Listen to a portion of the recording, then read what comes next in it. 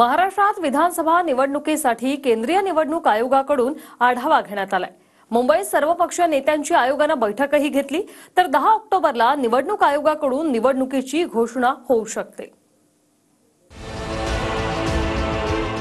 विधानसभा निवडणुकीच्या घोषणेआधी निवडणूक आयोगाच्या हालचाली सुरू झाल्यात। मुख्य निवडणूक आयुक्त राजीव कुमार आणि त्यांची टीम मुंबईत दाखल झाली आणि तयारीचाही आढावा घेतला।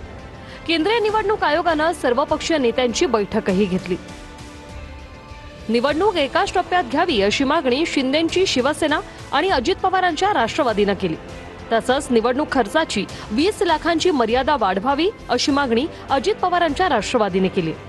तर काँग्रेसकडून पोलीस महासंचालक पदावरून रश्मी शुक्लांना हटवण्याची मागणी केली।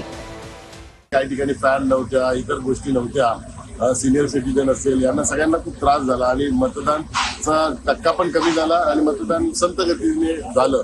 तर ते होऊ नये याकरता विधानसभेच्या निवडणुकीत सर्व इन्फ्रास्ट्रक्चर प्रॉपर असावं, निवडणूक एकाच टप्प्यात व्हावी ही पण मागणी सर्व राजकीय पक्षांनी केली। एकाच टप्प्यामध्ये निवडणूक झाली पाहिजे, खर्चाची मर्यादा कुठेतरी वाढली पाहिजे, आचारसंहितेचे गुन्हे दाखल करताना एकदा तरी कॅन्डिडेटला कुठेतरी विचारलं पाहिजे। महाराष्ट्राची परिस्थिती, महाराष्ट्र हे सुसंस्कृत राज्य असल्यामुळे इथे एका टप्प्यात निवडणूक घेतली तरी सुद्धा चालणार आहे। जाहिरातीच्या बाबतीमध्ये सरकारी रेट धरला पाहिजे किंवा निवडणुकीच्या याच्यातून ती जाहिरात वगळली पाहिजे खर्चात। सध्या जम्मू काश्मीर आणि हरियाणाच्या निवडणुका होत आहेत। जम्मू काश्मीर आणि हरियाणात 8 ऑक्टोबरला मतमोजणी आहे। त्यामुळे एक दिवस सोडून 10 ऑक्टोबरला महाराष्ट्र विधानसभेच्या निवडणुकांची घोषणा होऊ शकते।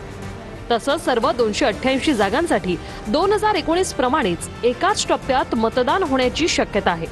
12 ते 13 नोव्हेंबरला मतदान आणि 15 किंवा 16 नोव्हेंबरला मतमोजणी होऊ शकते।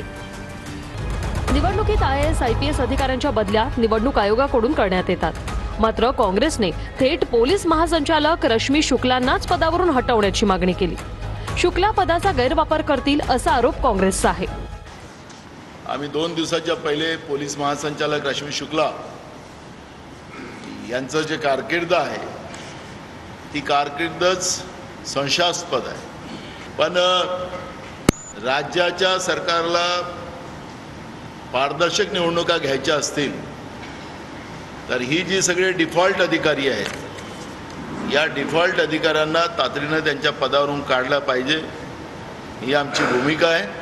विरोधकांना स्वतःच्या सोयीचं राजकारण करायचं आहे। मग संजय पांडेंना परत आणायचं का? जे आता काँग्रेसमध्ये चाललेले आहेत त्यांना परत आणायचं का? त्याच्यामुळे राजकारणासाठी राजकारण कुठं करू नये। राजकारण करत असताना मागच्या लोकसभेला जो फेक नरेटिव्ह सेट केला होता त्याच्यातनं आता जनता बाहेर आलेली आहे। त्याचं कारण देखील महाविकास आघाडीचेच नेते आहेत जे अमेरिकेमध्ये गेले आणि त्यांनी सांगितलं की आरक्षण रद्द करणार आहे। त्याच्यामुळे खऱ्या अर्थानं संविधान कोणाला बदलायचं आहे हे महाराष्ट्रातल्या जनतेला देखील कळलेलं आहे। निवडणुकांच्या घोषणेआधीच महायुती आणि महाविकास आघाडीकडूनही जागा वाटपाचीही घोषणा होऊ शकते। महायुतीबद्दल बोलायचं झालं तर 225 जागांवर एकमत झाल्याची माहिती आहे। पुढच्या 2 दिवसात मुख्यमंत्री शिंदे, फडणवीस आणि अजित पवार सर्व 288 जागांच्या वाटपावर शिक्कामोर्तब करू शकतात, कारण पहिली यादी 3 ऑक्टोबरला घटस्थापनेच्या दिवशी येण्याची शक्यता आहे। Bureau report, TV9 Marathi, Mumbai.